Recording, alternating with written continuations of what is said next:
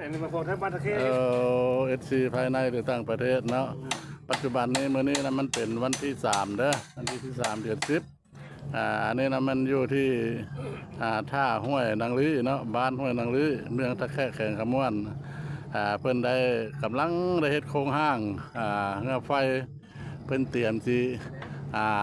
ไหลในหม้อๆนี่ล่ะเนาะสิมีการแข่งขันกันมื้อใดโอ้ยยาวใหญ่ได้ท่านผู้ชมเอ้ยก็สิได้ใส่ทุนหลายเติบไปแล้วทุนก็ทุนซื้อไม้ให้แล้วเนาะไม้เท่าไหร่ไม้ไผบ้านเชียงไผในวันลำหนึง30,000แล้วว่าแม่นบ่ มันจักลำนี่เนาะแตกน้อยแล้วสมมุติไล่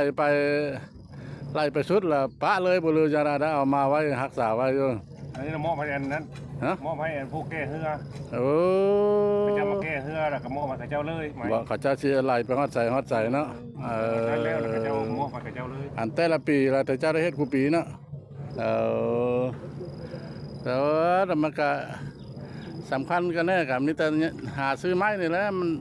มันยากเนาะมันได้ไปหาหลายบ่อนหลายที่เครื่องอุปกรณ์อื่นบ่เขาไปซื้ออยู่ห้างน่ะมันง่ายมันจะไม้นี่แหละมันได้ออกซื้ออยู่นอกเนาะเป็นไม้คือเป็นน้ำมันเป็นเล็กเป็นส่วนอื่นมันก็เอาไปเอาอยู่ห้างอันนี้เด้อันทางพื้นมันนี่ละให้มันพูขึ้นนี่ละใส่ยางรถใหญ่หรือยางรถน้อยมันมีแต่ไม้ไฟบ้านอย่างเดียวเลยไม้ไฟบ้านอย่างเดียวเนาะอยู่จำทองพัดเอายางรถจักรเก้านะข้าเจ้ามัดนะมัดทางข้างมันบ่มัดอิ่วคอยมาแน่นดิซึ่งของเขาใส่เครื่องไฟดินแล้วก็ยางน้ำมัดน้ำโดยอันนี้แหละทางท่านผู้ชมเนาะ SC แต่ว่าคนลาวเฮาที่ว่าตกค้างอยู่ต่างประเทศเนาะอยู่ประเทศสหรัฐบ่หรือว่าแคนาดาบ่เนาะหรือว่าประเทศใดก็แล้วแต่เนาะอันถ้าเห็นซองของพ่อบ้านปะเลาะนี่ก็คนลาวเฮายังสืบทอดเด้อฮิตเก่าของเดิมเด้อมันเป็นประเพณีเฮ็ดเรือไฟถือว่าพุ่นละไกลสิขึ้นสุดท้ายพุ่นละเนาะ15ค่ำเป็นวันที่7ถึงวันที่7ถือว่าแม่นสิได้เริ่มไหลเรือไฟยามค่ำคืนเนาะใส่แสงสว่างผู้ใดเฮ็ดงามผู้ใดเฮ็ดใหญ่เฮ็ดสูงอยู่ประเทศเพื่อนบ้านคือกันเนาะอยู่ประเทศไทยนะคือกันแต่เพิ่นสิไหลก่อนเฮามือนึงแหละว่าเนาะคือว่าเนาะกันเลยมือเดียวกันเลยแต่ว่าเป็นจะไหลโซ่แต่ละมือซื้อนี่แค่เอามือเดียวกันเลยแต่ว่ามืออันนั้นได้มันมือเดียวเนาะโดยคืออันนี้เด้อผู้ยาวเนี่ยบ่แม่นมันเท่าใดความยาวมันจักเมตรนะมัน50 เมตรความยาว50 เมตรสูงละ20 เมตรความสูงละ20ความกว้างมันเด้อ15โอ้มันแม่นธรรมดาแล้วท่านผู้ชมเอ้ยลงทุนลงฮอนใส่นี่ก็ได้คิดเบิ่งหั่นแหละไม้ไผบ้านก็ลำหนึง30,000ลำน้อยลำใหญ่คือกันหมดไม้เชียงไผอีกอุปกรณ์แล้วก็เป็นเหล็กมัดบ่หรือว่าอะไรพรตอกเหล็กตะปูบ่เนาะเพิ่นก็ได้จ้างสร้างมาสร้างฝีมือเพิ่นเฮ็ดเพิ่นใส่ด้วยไม้เด้อบางคนอายุเพื่อนบ้านล่ะเพิ่นใส่ด้วยพุยพุยนี่มันชิ้นเปลืองแล้วพุยหน่อยนึงมันหน่วยเท่าไรเนาะไอ้เจ้าของไม้นี่นำคือกันแต่ก็พุยเสริมเอาพุยเสริมไปซื้อเนาะพุยเสริมเจ้าของไม้ไปบ้านมีแต่กับพุยแท้มันก็ไปไม้ตัวนี้เป็นอันครึ่งนี่มันเพราะว่ามันเป็นฮิตของประเพณีเฮาแต่ละปีมาก็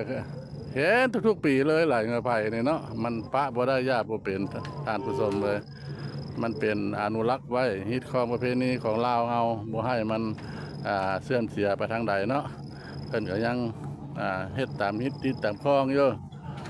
มาเบิ่งมาเชียร์นำกันเด้อวันที่7เด้อบ่สิไหลเงือไผ่เด้อมาเชียร์นำกันว่าผู้ใดสิได้ที่1ที่2ที่3เนาะรายการกลางเว้นแล้วมันได้แข่งขันเฮือช่วงเด้อเฮือช่วงนี่เพิ่นสิได้แข่ง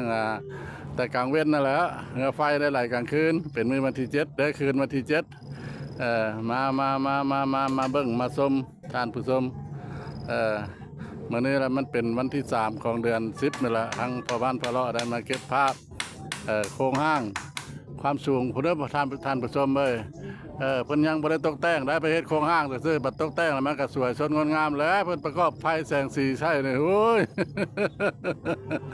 โอ้ยยาวขนาดเลยเออเออเออเออคักหลายคักหลายคักหลายมันมีปีนี้มีจักลำ เจ้าทางเหนือพุ่นก็ยังบ่ฮู้ คือว่าเท่าไหร่7บ่หรือเท่าไหร่นี่ล่ะ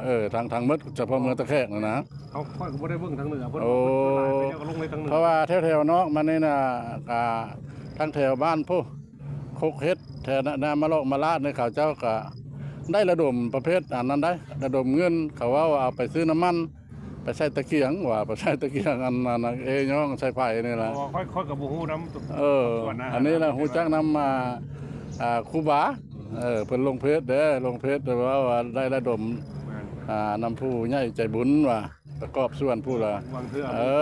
ส่วนก็ว่าบ่ได้ ผู้ละลิตร2ลิตรว่า เพราะว่าเพิ่นสิเอาขึ้นมาจากไสมีแต่ว่าเพิ่นว่าชำนั้นชำนี้เนาะเพิ่นบอกให้มา แบบส่วนหลายแหละเขาก็ระดมแล้วก็ทึ้นฮอดนั้นก็สิแม่นเอามามอบให้คณะกรรมการก็คือเมืองนั่นแหละ แม่นแหละ เพราะว่า ที่เป็นของเทิร์น2เขียนว่าเดือน1แล้วหั่นน่ะเพราะว่าเทิร์น2เพิ่นสิรับผิดชอบ ฮะเด้มันบริษัทเทิร์น2เนาะ บริษัทเทิร์น2ก็เพิ่นเช็คใหญ่อ่ะนะมันจะเป็นโดยจากการทั้งเพิ่นสิรับผิดชอบนั้นมันสิเป็น มันก็ ของเทศบาลบ่หรือว่าตัวไหน มันก็สรุปแล้วมันก็แบ่งเบาภาระของพ่อแม่ประชาชนเด้อคือบ้านค่อยก็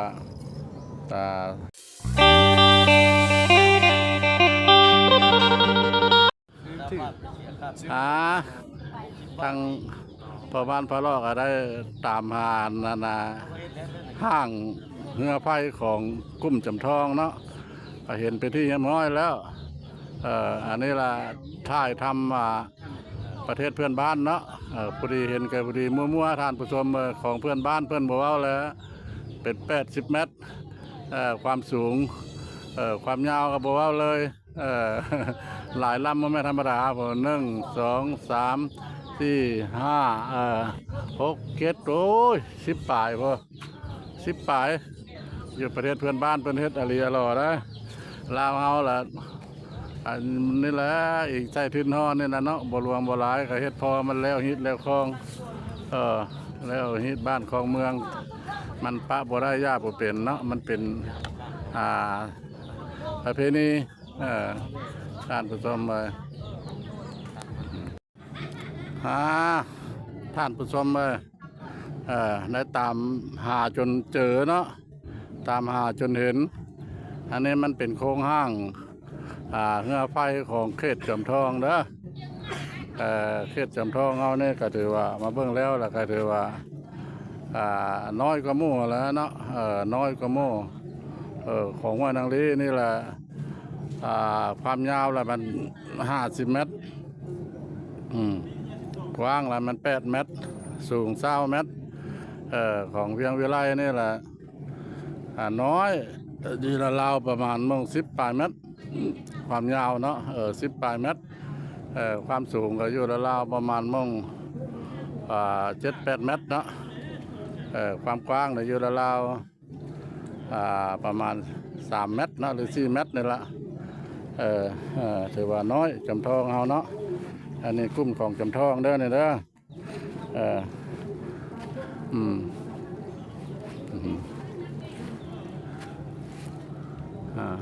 นี่ละมันเป็นโครงห้าง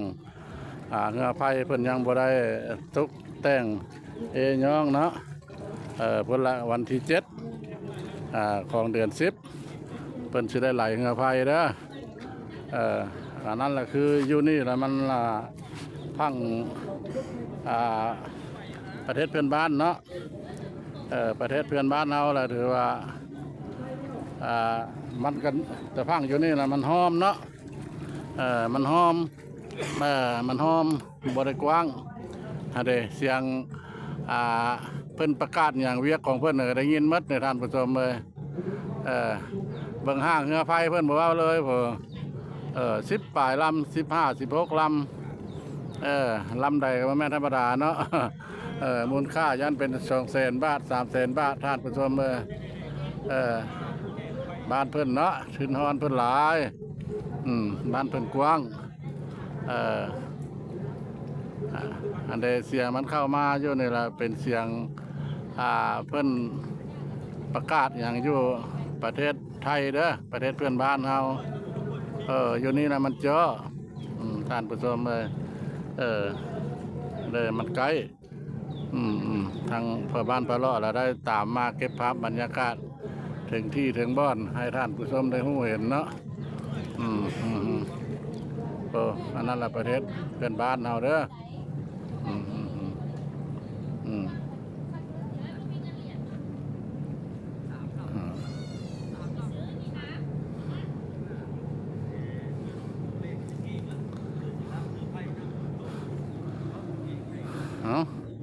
การนี่นะเนาะถ่ายทำเนาะเก็บภาพบรรยากาศยามเช้าเนาะแล้วก็สิทั้งเม็ดทั้งมวลตั้งแต่ต้นจนสุดปลายก็สิพอประมาณนั้นล่ะ